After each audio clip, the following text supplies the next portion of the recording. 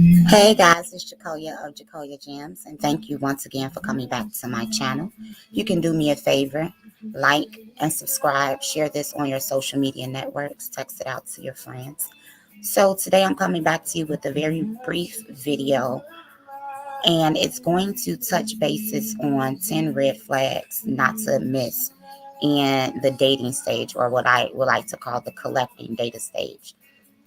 We have not been taught how to properly vet people, how to properly be prepared for dating, different questions to ask, different red flags to look out for. And this video was inspired by talking to a lot of men, a lot of women, specifically a conversation that I was having the other night, or the other morning, around 3 o'clock in the morning, a couple days ago, with a woman on Facebook saying that it's hard to spot these things. And I was telling her that it's not hard, that it's right in front of our face.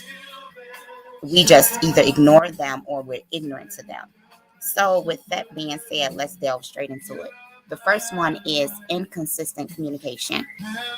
Now, everyone has different communication styles. Some people prefer to text, some people prefer to talk on the phone, some people could go days without talking. Some people are like, if you are into me, then you need to be expressing some type of interest. With that being said, if you see that that person communication style differs from yours, instead of trying to change them, respect it. Or you can let them know, hey, we aren't communicating as much as I want to. Or, hey, we talking a little bit too much. I'm really not comfortable with that yet because we haven't gotten to know each other. You could give them that courtesy, because one thing that we do also need to take into consideration is that all of us were raised different. All of us been in different relationships. So it's very asinine and ignorant and arrogant when we approach people, places, and things to say, well, they should know better. There are things that we don't know better about. So if you have that conversation, or if you're willing to have that conversation, and there's no accommodation, then you could just let them know, hey, this isn't something that I'm going to be able to move forward with, but we can be cool. Because communication styles differentiating causes conflict and causes problems in relationships. Number two, still mentioning their ex in any capacity unless you are asking, because there are questions that need to be asked. We love to go in relationships when it's like, I don't care about the last person. I don't care about the previous relationships. That's stupid. When you go buy a car, don't you get the Carfax? Don't you want to know how many miles are on it, when and what's going on with the transmission? When the last time the tires got fixed? Is it a good battery? Is it a good motor? All of these things. And so, because we don't collect history on people, we just think that people are always starting afresh, and what happened in the past, that ain't gonna happen to me because I'm not them. But if someone is consistently mentioning their ex and they're bringing them up without you asking, that's a problem. That's a problem. And that's likely a situation where triangulation is going to start taking places. And we're going to get into that. So the third one would be, all my exes are crazy, or all of my exes ain't nothing. Now, these things can be true, but if you are attracting only crazy people, then what does that say about you? If you are attracting only people who ain't nothing, what does that say about you? But if all of them are like that, then there's a common denominator, and it's the person that you have been dealing with. Ask questions. What makes them crazy? Are you saying like really crazy? What are some examples? What did you do to contribute to that? Did you cause trust issues? Ask the hard questions back so that there will be no escaping at all. Okay.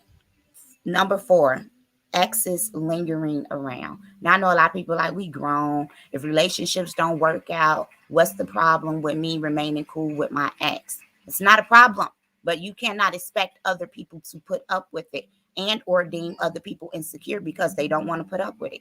Some people want freshness. They don't want anything lingering around, because truth be told, majority of the time when an ex is still lingering around, some type of connection is still at bay. Some type of sex is possibly still being had. A lot of times that ex will become the person that person is confiding in about your relationship and going to for relationship advice, because they can't go back to that person. So now that person is helping them fix the relationship so that they can love bomb you, so that they can get in better with you, so that they can better understand you.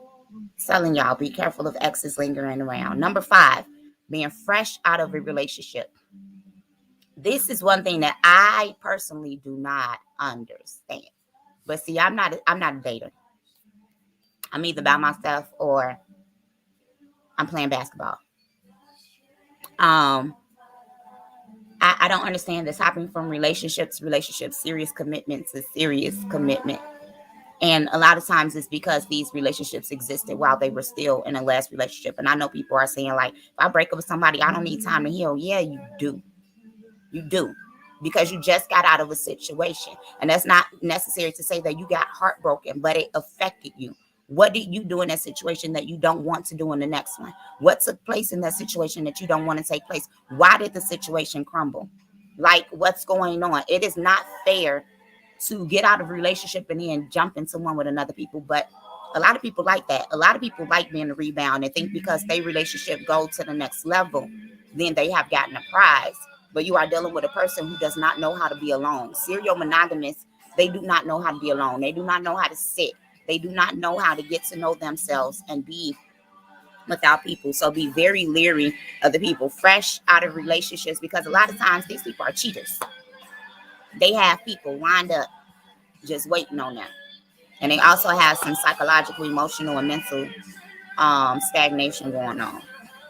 Number 6, this should be an obvious one, newborns. This is coming from somebody, when I was pregnant with my daughter, didn't know I was pregnant. You know, women understand exactly what I'm saying. Didn't know I was pregnant. I was a kid. And I was in a relationship when I found out I was pregnant. And we were children. I told that boy, I said, you leave. Like, this is not what you want. Like, this is not your responsibility. We're 17, 18 years old. No. Like, no. If a man or a woman just had a baby, give them some time to heal. Give them some time to see what that relationship is going to be like with that mother, with that father. Give that baby umbilical cord some time to heal up. You know, like, what's going on? The baby still got embryonic fluid on it, and they already out here dating. That's treacherous. That's very, very, very, very treacherous. And a lot of women will go for men who just had a baby or who have someone currently pregnant. That's that Khloe Kardashian syndrome. And then you have men who will chase women just because they're pregnant. And that's both of these gonna be some separate videos because I have a lot to say about that. Number 7, moving too fast.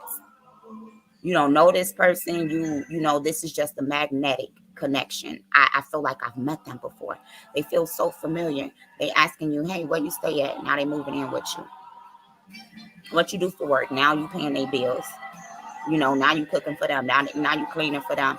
And you just think, as a woman, you just think like, oh my God, he loves me so much. No, baby, he was looking for a mother. He was looking for somebody to take care of him. He was looking for somebody to pay his bills, somebody to leech off of. No, sir. That's not what she was looking for. She was looking for a sugar daddy. She was looking for a father figure. She was looking for somebody to leech off of. Slow down. I just want to get to know you. There are some courtships that happen fast. The ones that work, the ones that are healthy. We need to see more of these. But y'all know exactly what it is that I'm speaking about today. Number 8, early confessions of love. How do you love me and you don't even know you like me? How? What? And then what do you love? And sadly, majority of the things that we mention when we say we love somebody are physical, are tangible. It has nothing to do with anything under the epidermis, under the first layer of skin. These I love you people are very manipulative, are people that are very deceitful, because then they begin to prey on the psyche and the emotion of people. So be leery of early confessions of love, because they out there telling somebody else they love them too. 9, calling the opposite sex out of his or her name. I know a lot of y'all like, what they got to do with me? And a lot of y'all females may get upset because y'all be calling dudes B words all day. A lot of y'all guys may get upset because y'all be calling females B words all day, whores all day. And it's mad crazy to me, because then we be surprised when we get in an argument with our spouse and they turn around and call us the same thing. Well, the telltale signs were there.